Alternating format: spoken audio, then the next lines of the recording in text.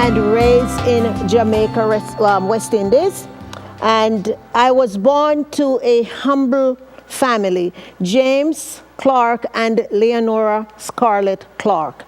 My parents were maybe of a first or second or third grade education. So although they were not academically astute, they still instilled in me great morals and values.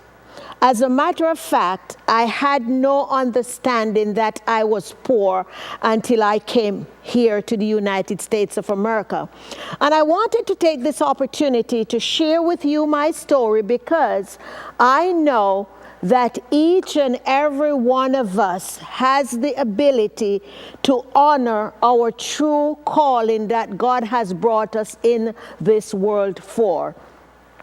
You see, I'm one of those persons who did not have the opportunity to attend high school. Although I did not attend high school, I completed my primary education at the Carmel Primary School, where I sat for the first, second, and third Jamaica local exams. After I was through with those exams, I went on to became a nurse. Now, I must tell you, the reason that I became a nurse was because my mother was an asthmatic. My mother died when I was 13 years old.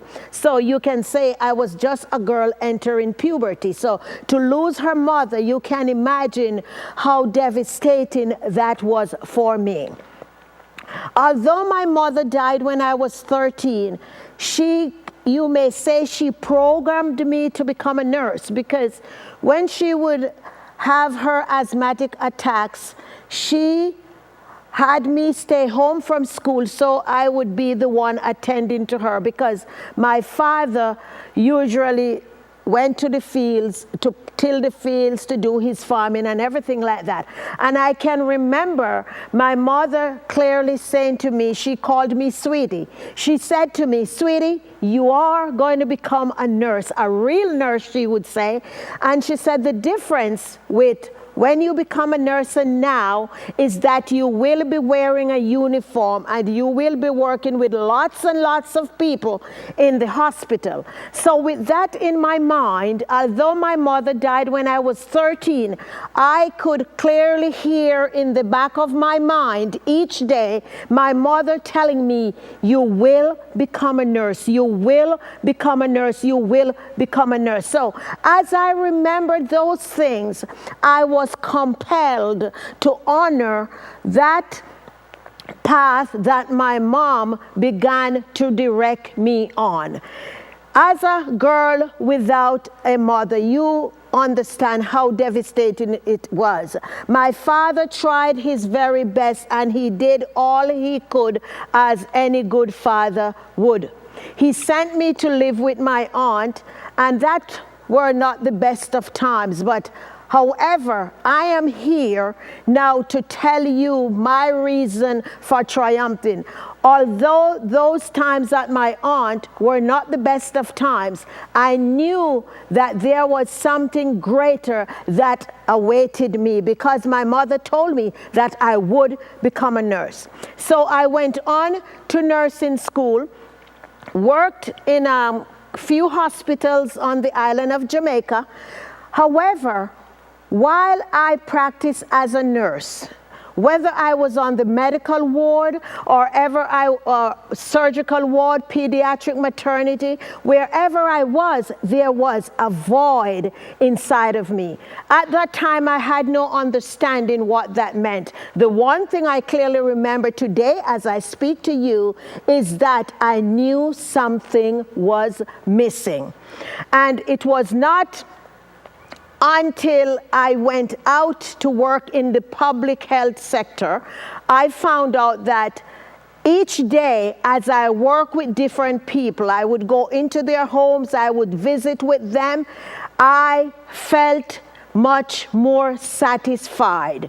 And then I realized this is what I wanted to do. So then I switched from bedside nursing and I went into public health nursing, which gave me the opportunity to work with people who work in the hotels, to work at the medical clinics, to work at the well baby clinics, the maternity clinics. And then I felt satisfied doing that.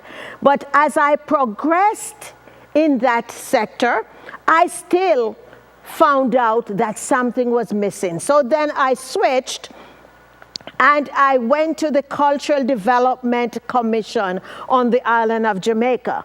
In that vocation, it allowed me to work with different individuals to help them to harness their skills and talents. I would highlight the people who love to crochet, the people who love to cook, and then I realized that was what I enjoyed most of all. At that time, I must tell you, I was not familiar with the term or career coaching. I knew nothing about that. I did not experience that until I came to the United States of America in 1985 and went into the Mary Kay Cosmetics career. Then I began working with consultants who came into my unit, and I helped them to win cars. I helped them to become directors. And then when I moved to the state of Connecticut, and I began working at one of the United Way agencies, I learned about a word, a term, and a career called coaching.